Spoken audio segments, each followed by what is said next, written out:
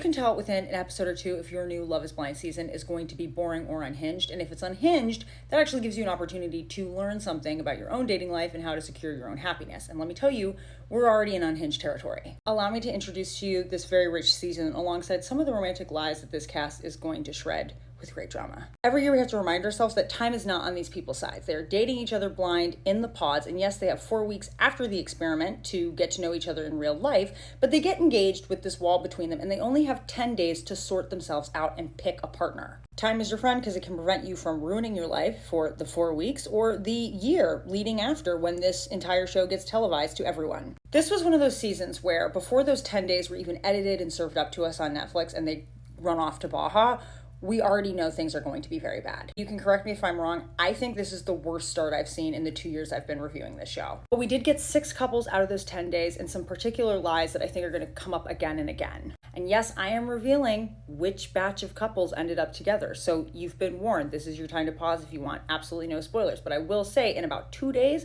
there's going to be more episodes dropping on Netflix. We have social worker Calibria and her sweet-seeming eccentric Edmund. Here he is. You were going to think that, yeah, wow, we have some sweet black progressive representation. Please enjoy the mere 5 minutes. You will have a feeling that way. It will evaporate quickly. Moving on, we have Sparkle Megan. She's the rich girl representation here, and she is with this single dad and very down-to-earth Jordan. This was a very unexpected pairing, I think, from the whole bunch, and we did not expect that this love triangle that Meg was in between Jordan and this business bro Mike was actually going to break the way it did. This is the Mike in question, and currently the Love is Blind socials are kind of being flooded with allegations that he is a business scammer. Now, no verdict has been issued. He's innocent until proven guilty, but there were some red flags. Will love conquer class warfare? We'll see. Here's where we get into our potential golden couples of the season. This is Madison. She's with Joe. This is Joe. He seems pretty decent and open to the spirit of dating outside his regular type. Production kind of struck gold here because Madison is looking for a partner who has the attributes to care for her as her eyesight potentially degenerates over time. She has a rare health condition called retinitis pigmentosa, and it is not curable. When we get to Baja, our hopes for this golden couple kind of put on ice because in what is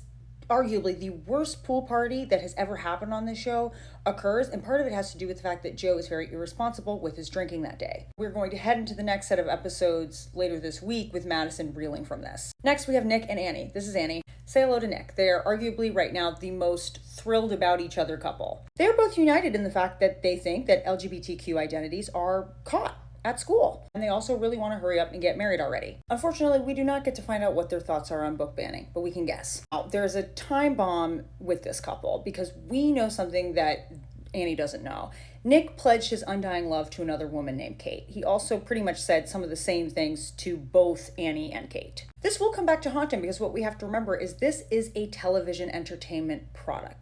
Love is Blind is, yes, interested in creating happy couples for TV, but they're also interested in drama. So that's why we see all these mixers and these little mini reunions long before the end of the show. Sometimes in production, when a couple goes one way instead of another way, right? They pick somebody else, even though they had 2 really good, strong contenders. We don't see all of those conversations. There's a reason that the edit is giving us the fact that he said these things to 2 women. They are planning on farming that later for intriguing content and pain and suffering. In light defense of some of these guys that come on here and kind of say the same thing to 2 people, you are in a very intense situation. There's a lot of alcohol involved. There's a lot of time compression happening. And I could see how you could connect to 2 people and not know which one to pick. And then some revealing information comes out like it did with Nick and Kate, and you decide, I'm going in a different direction. Of course, there's something to be said about not telling 2 women the same thing and being a little careful with how effusive you are at the beginning. But this edit was very clear to make us aware of the fact that Annie got rid of her top connection, Brendan, because he wasn't affirming her verbally enough. So you can imagine how that's going to hit when she finds out that she was being verbally affirmed, but with the same words that another woman was getting. Our other front runner for a golden couple is Anton and Elinie. They both are immigrants. They have Russian and Brazilian heritage, respectively, and they seem to have immediately connected. They are great examples of what it looks like to be dating with the social politic of traditional gender roles. However, the drama is going to come in that they didn't seem to really talk about what that would mean. And finally, we have Patrick and Casey.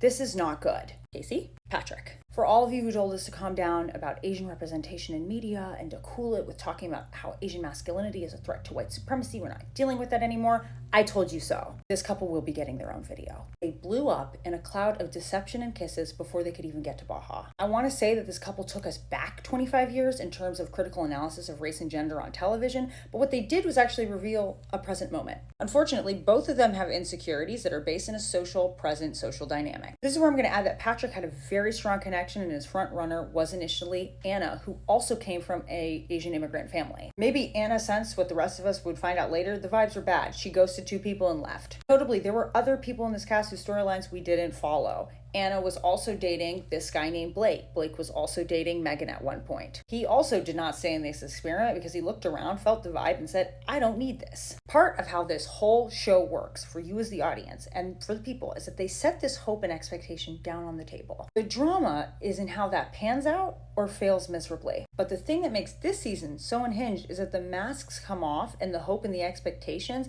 they blow up before we even get to Baja or on day 1, what we are presented as day 1 of Baja. In case you don't know what I mean when I talk about Baja, every season they are sent after the pause to this romantic honeymoon destination, somewhere tropical typically. Now, production is counting on you, the audience, to have this shared expectation with these people, to connect with them. They want you to think about the reasons you seek out a partner, what you would want.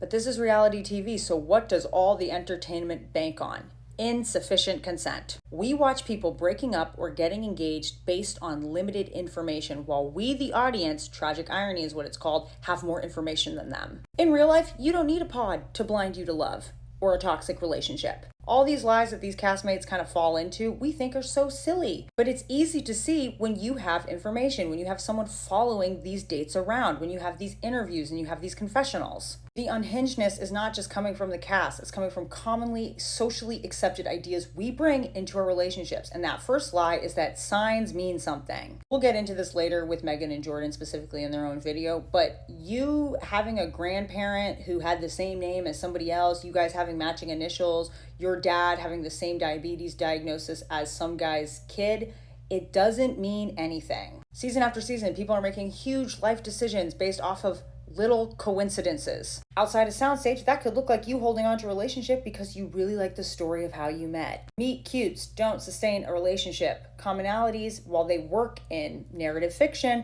they don't mean anything in real life. Second one, I can fix him. You're going to see this a lot with Calibria and Edmund, and then Madison and Joe. Maybe even Megan and Jordan with the class issues and like trying to bring them up to snuff thing. Your love, romantic hopes, they don't change people's character. They cannot help people heal. Can you support them when they are actively choosing to do that? Yes. Can you save them or do the work for them? Can you emotionally fill in the gaps for them? No. Typically, we call this being ride or die, and we say, in a culture that doesn't value steadfastness and commitment, this is important. People, your relationships are directly tied to your civil rights.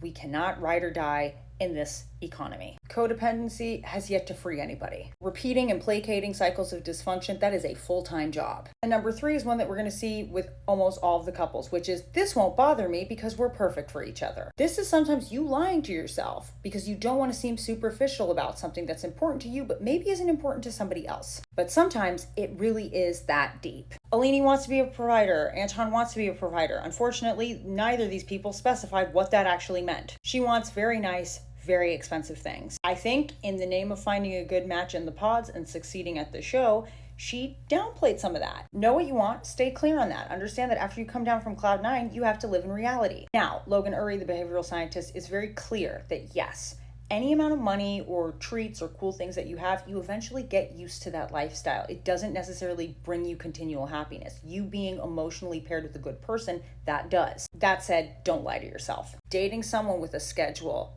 habits, or goals that grate you now, it will grate you later. Resentment will build, and that alone can destroy your relationship. If somebody doesn't want kids, you have to be prepared for that to never change. Now, it's really easy to see these lies and point them out in these couples. That's because we have all this information, like I said earlier. They're not all operating with this information. And like this cast, we too can often get really excited about something and not think about how our love is going to operate in the context of this particular democracy or society. Even in our postmodern feminist era, there's a social pressure to be partnered up. There's a pressure to make it work. I will say, unlike the torture of the last season, I think we will have fun with this. There's already a lot of material here for us to look at the race and gender politics that inform our dating and happiness. As someone who does cultural analysis, I'm really excited to go on this journey with you, and I would love to know what you think already so far of the couples we've been presented.